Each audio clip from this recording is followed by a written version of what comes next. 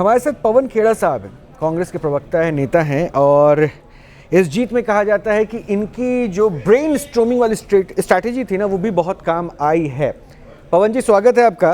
अब हालांकि अभी तो मैं ये कहूँगा कि आपके गठबंधन ने बड़ी सीटें हासिल की है, जीत अभी तो एनडीए के पास है, लेकिन इसे कैसे देखते हैं?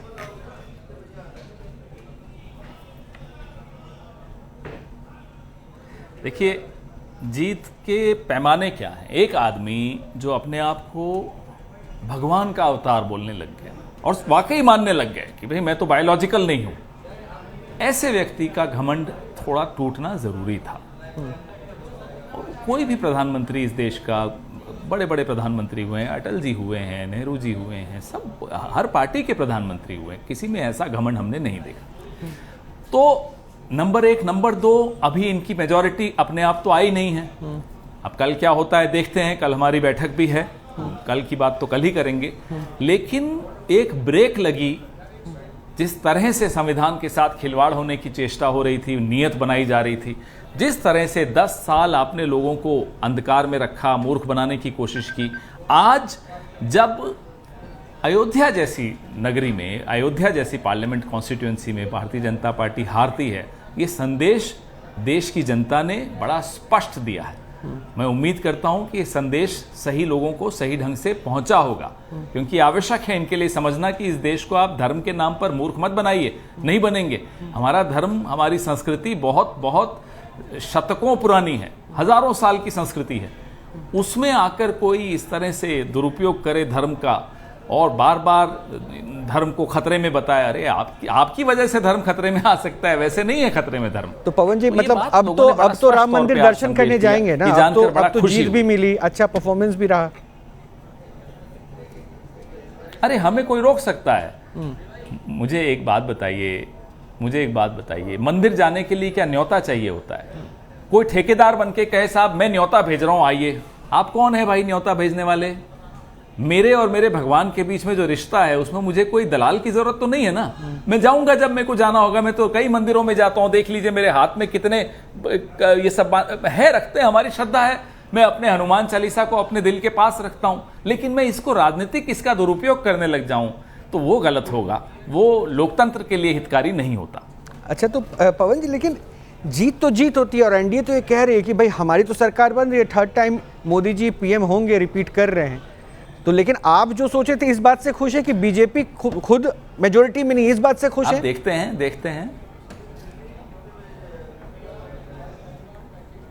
अरे अभी देखते हैं, राजनीति में इस देखते में बहुत सारे सवाल आ जाते हैं फिर पवन जी। मतलब आप ये कह रहे हैं कि फिर टीडीपी और नीतीश कुमार पे भी मतलब निगाहें हैं, आप ये बताना चाह रहे हैं? कल भी तो मिलेंगे, ऐसा थोड़ा ही कि आज ही हम आपसे बात करेंगे। हाँ, तो मतलब आपके इशारों को क्या समझूं? फिर बातचीत शुरू हो गई, बात करेंगे आपसे आज ही, थोड़े एक ही दिन थोड़ी बात करनी न्यूज नेशन से।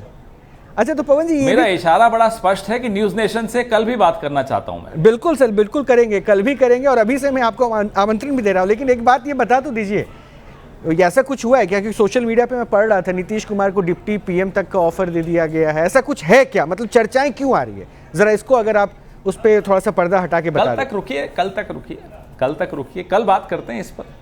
अच्छा, कल इस पर विस्तृत चर्चा करेंगे। आज थोड़ा सा अमेठी से लेकर और कहां तक जो घमंड टूटे हैं लोगों के, उस पर चर्चा कीजिए, जनता भी जानना चाहती है।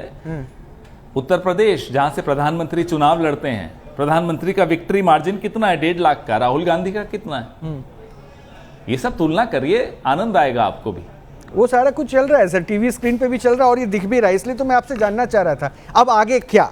क्योंकि अगर ये जीत आपको उत्साहित कर रही है, कुछ ना कुछ तो प्लानिंग होगी, इसलिए तो हम चाह रहे थे कल भी आप बात करेंगे, आज भी हमें कुछ इशारा दीजिए ताकि हम भी बताएं कि हाँ देखिए भाई, कांग्रेस की प्लानिंग ये है। बड़े दल के तौर पे तो आ गए, 52 से 100 तक पहुंच गए।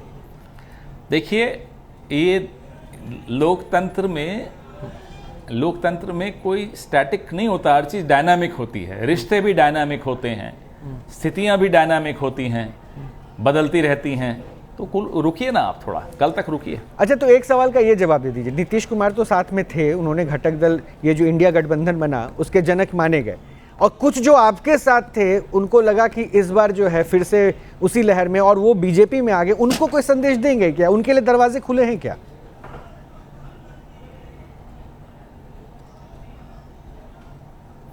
अब देखिए, ये कल होगा जो भी होगा, हमारी इंडिया की बैठक तो होने दीजिए, फिर इस पर चर्चा करेंगे। अभी चर्चा करना कोई उचित नहीं होगा। नहीं पवन जी, मैं उनके लिए पूछ रहा हूं जो चुनाव से पहले आपके साथ थे, चुनाव के दरमियान जो है उस माहौल में कांग्रेस को छोड़कर बीजेपी में शामिल हो गए। तो मैं इसलिए पूछ रहा हूं, बीजेपी में हर किसी की एंट्री हो जा रही थी, तो क्या कांग्रेस में ऐसे वापसी के दरवाजे खुले हैं क्या? जो जो जो जो उस वक्त, नहीं माफ़ कीजिएगा, जो बुरे वक्त में, जो संघर्ष के वक्त में, संघर्ष के दौर में हमको धोखा देकर गए, उनके लिए कैसे दरवाजे खुले रहेंगे आप मुझे बताइए।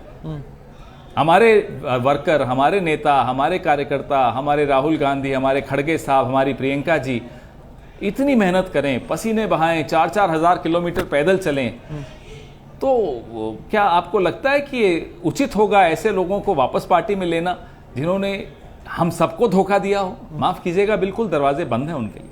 अच्छा खेड़ा साहब, एक बार ये बता दीजिए, पर्दे के पीछे से ये कहा गया, राहुल गांधी जी ने भी मंच से कहा, मेरी बहन प्रियंका गांधी ने अमेठी में ऐसा लगा कि डेरा जमा लिया था कि जीत लेकर आना है। बहुत सारे कमेंट्स भी ऐसे आए, पीए तक के शब्दों का इस्तेमाल किया गया था। तो ऐसा लगता है कि ये क्रेडिट अमेठी में, क्योंकि आपने कहा ना एक बड़ी जीत वहाँ पे हासिल हुई है, किसे देंगे? खुद वहाँ के कैंडिडेट को, कांग्रेस को, या सबसे ज़्यादा प्रियंका को? देखिए, प्रियंका जी सिर्फ अमेठी में रही हूं ऐसा नहीं, उन्होंने देश के कोने कोने में जाकर प्रचार किया, और ना केवल प्रचार किया, नरेंद्र मोदी जी का मुंह बंद कर दिया। मंगलसूत्र शब्द फिर वापस नहीं निकला उनके मुंह से। उन्होंने जो करारे जवाब दिए, नरेंद्र मोदी जी को चुप हो जाना पड़ा। तो प्रियंका जी का प्रचार का जो तरीका है, जो सलीका है, वो पूरे देश ने सराहा। उनको सिर्फ आप अमेठी तक सीमित करें वो उचित नहीं होगा। उन्होंने पूरे देश में प्रचार किया और बड़ा ज़बरदस्त प्रचार किया। अच्छा, एक फाइनल क्वेश्चन मैं जानना चाहूँगा। इलाहाबाद में आपकी वापसी हो गई, उत्तर प्रदेश में एक बहुत लंबा दौर आपने सूखे में गुजारा है। क्या इसे माने कि एक बार फिर से कांग्रेस उत्तर प्रदेश में मजबूत स्थिति में खुद को आते हुए देखती है, ये उम्मीद जगी है?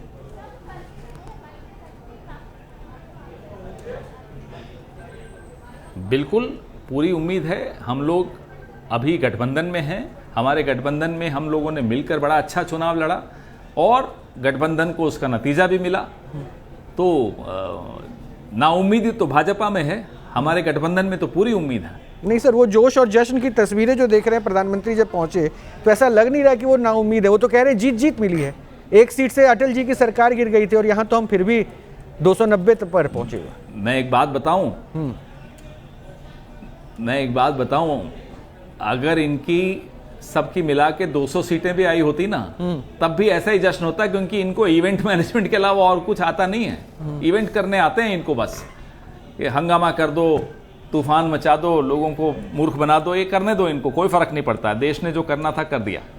चलिए पवन साहब, कल मिलते हैं फिर। मैं उम्मीद करता हूं कि आप न्यूज़ नेशन को ये प्रॉमिस करके जा रहे हैं कि कल जो बातें होंगी वो हमारे पास उसका खुलासा करेंगे। धन्यवाद। जरूर। चलिए, जीत के इस खास पल को जो है एंजॉय कीजिए। बहुत बहुत शुक्रिया।